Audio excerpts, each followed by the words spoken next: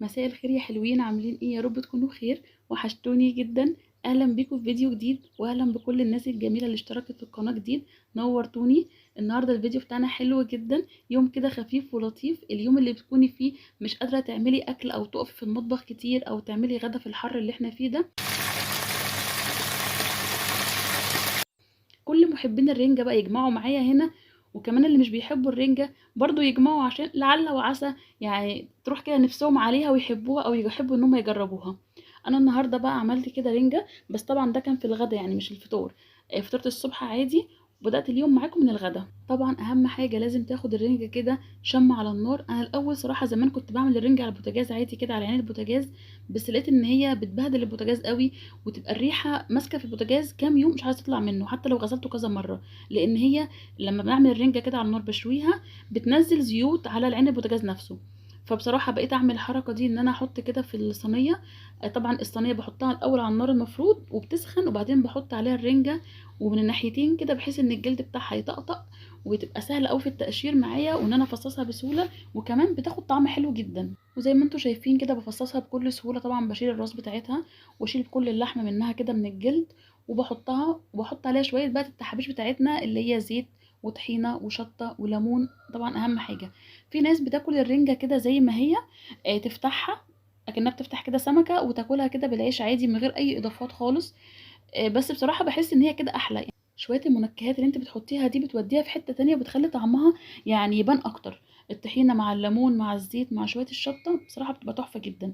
فالناس اللي بتاكلها بقى سادة تجربها كده بالحاجات دي بصراحة هتغيّر فكرتها خالص عنها. والناس كمان اللي مش بتحب الرنجة جربوها والله بجد يعني حاجة ممتعة. أنا صراحة باحس إن أنا مستمتعة وأنا باكل الرنجة والفسيخ بقى والحاجات اللي هي الحلوة دي، اللي هي بيسموها حاجات حرشة كده بتفتح النفس أوي بصراحة. فمش بناكلها كل يوم، يعني مثلا كل فتره كبيره لما تحسي انت مشتاقه لها بتاكليها. اما تحسي ان انت زهقانه من الاكل العادي، طبعا هي نعمه ربنا، بس الواحد بيجي عليه وقت اللي هو عايز يغير في الاكل ويغير في روتين الاكل اللي بياكله يوميا، فبيكون حاجه كده كل فتره بتكسر الروتين. بصوا بقى انا بحب اهرسها كمان بالشوكه. هو الاكل اذواق، كل واحد بيحب يعمل حاجه اللي بتريحه او اللي بيحب ياكلها. انا بحب اهرسها كده بالشوكه خالص تبقى مهروسه، وكل حاجه داخله في بعضها. بحسها احلى. في ناس بتسيبها زي ما هي قطع، كل واحد وذوقه. انا اليوم ده ما كانش عندي بصل اخضر، وبصراحه يعني كنتش هوقف الاكل على البصل، فقلت عادي مش مشكله نعمل بصل الناشف العادي ده. قطعته وحطيت عليه رشه كده ملح، وشويه ميه صغيرين، وطبعا ليمون. عايزه اقول لكم بقى الاكله دي الواحد بياكلها بيحس انه في عالم تاني والله العظيم، استمتاع. فانا بعشق اليوم اللي بيكون عندي فيه رنجه، وحطيت كده جنبه العيش، مش عايزه حاجه تاني من الدنيا بقى. عارفين بقى طبق الرنجه مع طبق البصل مع 20 30 رغيف كده، بجد بتبقى الاكله حلوه قوي. بس على فكره ما كنتش اكل لوحدي، يعني ما حدش يفكر ان اكل كل الطبق ده لوحدي، يعني مش للدرجه دي. هي حلوه بس مش للدرجه. بعد القنبله الذريه بقى اللي انا اكلتها دي بحس ان انا بيجيلي اغماء مفاجئ. انا مش فاهمه اي حاجه في الدنيا غير ان أنا لازم افوق. فعملت كده يعني مج كده حلو قهوه باللبن، يعني مش فنجان، لا ده مج قهوه باللبن كده يفوقني عشان اقدر اكمل يومي واشوف انا ورايا ايه، لان انا كمان كنت نازله بعد الغدا فلازم كده ابقى نازله فايقه.